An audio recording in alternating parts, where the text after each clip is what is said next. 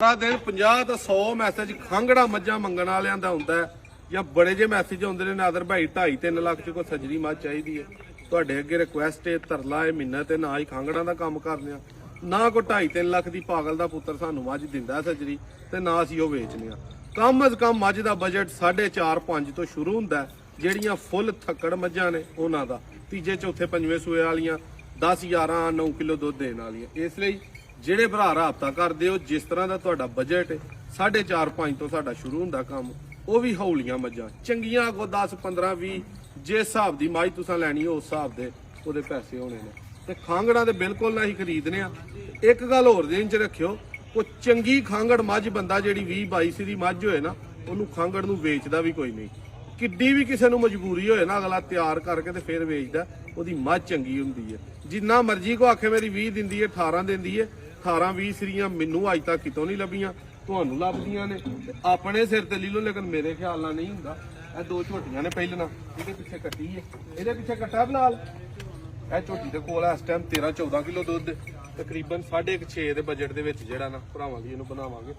ਇਹ ਲਾ ਲਓ ਕਿ 6-6.5 ਦੇ ਬਜਟ ਵਾਲੀ ਹੈ। ਇਹ ਕਰਮਾਂ ਵਾਲੀ ਜਿਹੜੀ ਹੈ ਇਹਦੇ ਕੋਲ ਵੀ ਦੁੱਧ 12 ਕਿਲੋ ਹੈ, ਉਹਦੇ ਕੋਲ ਦੁੱਧ ਇਸ ਟਾਈਮ 13-14 ਕਿਲੋ ਹੈ। ਇਹ ਵਾਲੀ ਮੱਝ ਖੌਲਾ ਟੈਪ ਹੀ ਇਹਨੂੰ ਮੈਂ ਤੇ ਕਹਾਂਗਾ, ਥਣ ਚੱਡਾ ਚੰਗਾ, ਸਿਰੋਂ ਬਿਲਕੁਲ ਸਾਦੀ ਹੈ। ਠੀਕ, ਇਹ ਤੁਹਾਨੂੰ 5 ਦੇ ਬਜਟ ਤੋਂ ਥੱਲੇ ਜਿਹੜਾ ਨਾ ਉਹ ਬਣੇਗੀ। ਇਹ ਮੱਝ, ਇਹ ਕਰਮਾਂ ਵਾਲੀ ਮੱਝ ਦੇ ਕੋਲ 16-17 ਦੁੱਧ ਦੇਗੀ ਆਰਾਮ ਦੇ ਨਾਲ।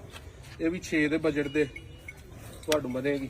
ਇਹ ਮੱਝ, ਇਹ ਫਿਰ ਸਾਰੀ ਲੈਣ 20-20 ਸਿਰੀਆਂ ਵਾਲੀ ਬੱਜੀ ਹੈ ਤੇ 20-20 ਸਿਰੀਆਂ ਵਾਲੇ ਆਪਣੇ ਦੇ ਜਿਹੜਾ ਨਾ ਖੱਟੇ ਮੇਲਦੀਆਂ ਨੇ।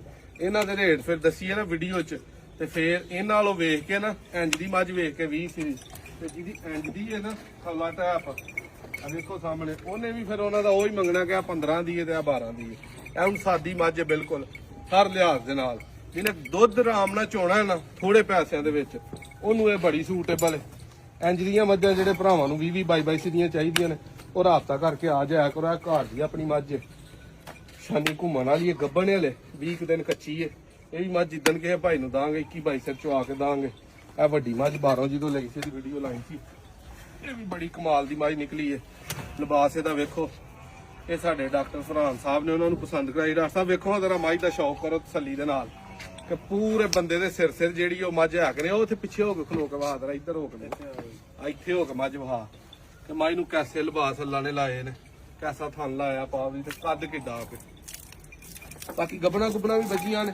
ਤਰੀਕ ਦੋਸਤੋ ਅੱਜ 28 ਤਰੀਕ 10ਵਾਂ ਮਹੀਨਾ 2025 ਹੈ। ਜਿਹੜੇ ਵੀ ਭਾਈ ਨੇ ਆਉਣਾ, ਮੱਝਾਂ ਕੋਲ 10-12 ਖੜੀਆਂ, ਉਧਰ ਵੀ 2 ਇੱਕ ਬੂਰੀ ਵੱਜੀ ਹੈ, ਇੱਕ ਸਾਹਮਣੇ ਚੋਣ ਵਾਲੀ ਵੱਜੀ ਹੈ।